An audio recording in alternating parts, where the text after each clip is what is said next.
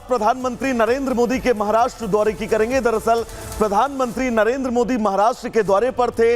महाराष्ट्र के दौरे पर उन्होंने सिंधुदुर्ग में शिवाजी की प्रतिमा टूटने को लेकर माफी भी मांगी और साथ ही यह स्पष्ट कर दिया कि शिवाजी उनके आराध्य हैं। प्रधानमंत्री यही नहीं रुके, उन्होंने विपक्ष को भी जमकर आड़े हाथों लिया। पूरी खबर क्या है, इस रिपोर्ट के जरिए आपको दिखाते हैं।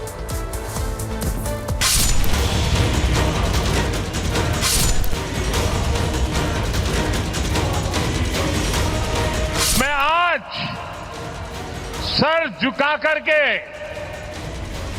मेरे आराध्य देव छत्रपति शिवाजी महाराज की उनके चरणों में मस्तक रख के माफी मांगता हूं। महाराष्ट्र में शिवाजी महाराज की मूर्ति गिरने को लेकर सियासत गर्म है। छत्रपती शिवरायांच्या पुतळ्याची घटना आहे, याच्यावर कोणीच राजकारण करू नये असं माझं मत आहे। अतिशय दुःखद घटना आहे, कोण दोषी आहेत त्या दोषींवर कारवाई झाली पाहिजे। छत्रपति शिवाजी महाराज इस देश के गौरव हैं। उनके साथ जो किया बीजेपी ने, जिसने बनाया वो भी बीजेपी का था, जिस कार्यकाल में बना वो भी बीजेपी की सरकार थी। एक आंधी से 9 महीने के अंदर मूर्ति खंडित हो जाती है और पीएम को लगता है वो माफी मांगकर निकल जाएंगे। तमाम महाराष्ट्र के शिव भक्तों को एक बहुत ही दुख और दर्द देने वाली ये छत्रपति शिवाजी महाराज जी इशू, ये जो इशू राजनीति करने वाला नहीं है और छत्रपति शिवाजी महाराज हमारे लिए राजनीतिक मुद्दा नहीं हो सकता है। स्मारक आपने मालवण में राजकोट किले पे बनाया, वो तो 8 महीने में धस हो गया। इसके अंदर भ्रष्टाचार है, ये साबित हो चुका है। बहुत लो लेवल में आके राजनीति कर रही है। शिवाजी महाराज का स्मारक का सब्जेक्ट रहने दो। हम उनको देवता समान पूजते हैं और आज अगर आपको इस महायुति के कुकर्मों की वजह से माफी मांगनी पड़ रही है तो आपको भी सोचना होगा कि आपने कैसे लोगों को अपने अधीन मंत्री बनाकर रखा है। इस्तीफा मांगिए, इन सबको घर बिठाइए। पीएम मोदी ने आज महाराष्ट्र की धरती पर शिवाजी महाराज को अपना आराध्य बताते हुए उनसे माफी मांगी। जब 2013 में भारतीय जनता पार्टी ने मुझे प्रधानमंत्री पद के उम्मीदवार के रूप में निश्चित किया तो मैंने सबसे पहला काम किया था रायगढ़ के किले पर जाकर के छत्रपति शिवाजी महाराज की समाधि के सामने बैठ करके प्रार्थना की थी।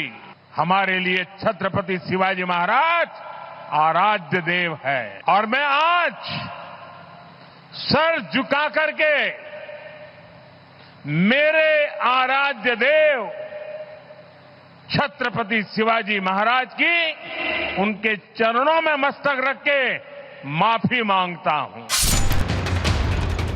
पीएम मोदी ने वीर सावरकर का भी जिक्र करते हुए कांग्रेस को घेरने की कोशिश की। हम वो लोग नहीं हैं जो आए दिन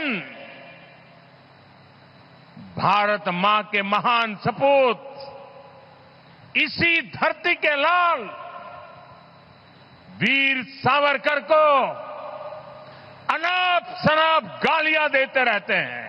वीर सावरकर को गालियां देने के बावजूद भी माफी मांगने को जो तैयार नहीं है। महाराष्ट्र में जल्द विधानसभा चुनाव होने वाले हैं। विरोधी छत्रपति शिवाजी महाराज की मूर्ति को लेकर बीजेपी और शिंदे गुट पर सवाल उठा रहे हैं। ऐसे में मोदी ने वीर सावरकर का मुद्दा उठाकर राहुल गांधी और उद्धव ठाकरे दोनों की परेशानी बढ़ा दी है।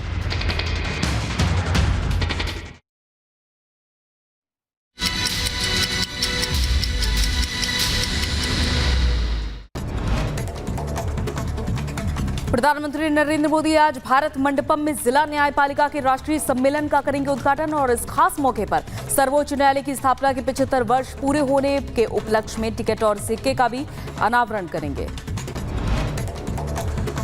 पीएम मोदी आज देश को 3 वंदे भारत ट्रेनों की देंगे सौगात। वीडियो कॉन्फ्रेंसिंग के जरिए तीनों वंदे भारत ट्रेन को दिखाएंगे हरी झंडी। मेरठ, लखनऊ, चेन्नई, एग्मोर, नागरकोइल, मदुरई, बेंगलुरु, छावनी के बीच चलेगी वंदे भारत ट्रेन। हरियाणा विधानसभा चुनाव को लेकर आज बीजेपी जारी कर सकती है पहली सूची में कई चौंकाने वाले नामों का ऐलान संभव। विदेश मंत्री एस जयशंकर ने पाकिस्तान को लेकर दिया बड़ा बयान। कहा पाकिस्तान के साथ बातचीत का दौर खत्म। कहा कि हर एक्शन का रिएक्शन होगा। विदेश मंत्री एस जयशंकर ने पाकिस्तान को दिया 2 टूक संदेश। कहा कि भारत निष्क्रिय नहीं है, जरूरत पड़ने पर भारत देगा कड़ी प्रतिक्रिया। यूपी में पुलिस भर्ती परीक्षा का आज अंतिम दिन। शुक्रवार को 1174 केंद्रों पर 6,91,936 अभ्यर्थियों ने दिया एग्जाम। 94 संदिग्धों को चिन्हित किया गया। शुक्रवार को यूपी के सभी 67 जिलों में पुलिस भर्ती परीक्षा शांतिपूर्ण संपन्न। योगी सरकार की फुल प्रूफ प्लान से नकल मुक्त परीक्षा संभव हुई और योगी सरकार के कड़े रुख से सॉल्वर गैंग और परीक्षा माफियाओं ने नकल से बनाई दूरी।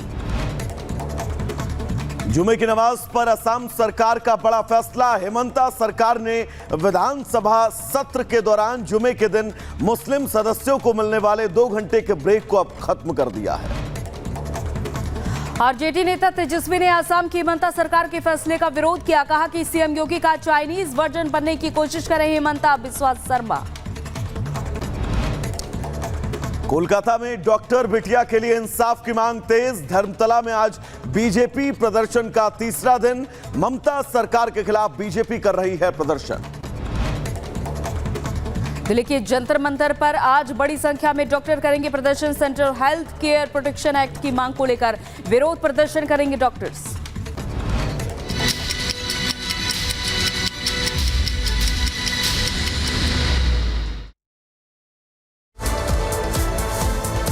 तो चलिए 2 मिनट भारत के बाद अब आगे बढ़ेंगे और अगली अहम खबर वडोदरा से आपको बता दें। दरअसल इस वक्त गुजरात बाढ़ बारिश से जूझ रहा है, लेकिन वडोदरा से एक जिंदा दिली की तस्वीर सामने आई है। वो तस्वीर क्या है, इस रिपोर्ट के जरिए आपको दिखाते हैं। गुजरात के वडोदरा के रहने वालों की जिंदा दिली का एक उम्दा वीडियो सामने आया है।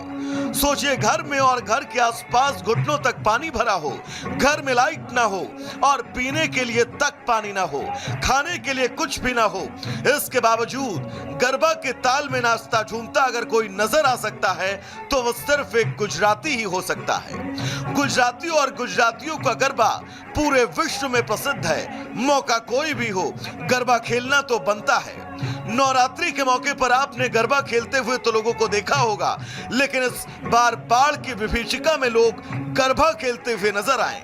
बाढ़ की गंभीर स्थिति से वडोदरा में हजारों लोग पीड़ित हैं, लेकिन फिर भी वडोदरा के लोग काफी जिंदादिल माने जाते हैं और ऐसी ही जिंदादिली का ये वायरल वीडियो है, जिसमें घुटनों तक भरे पानी में भी गरबे का भरपूर मजा लिया जा रहा है। Bureau report, Republic Bharat.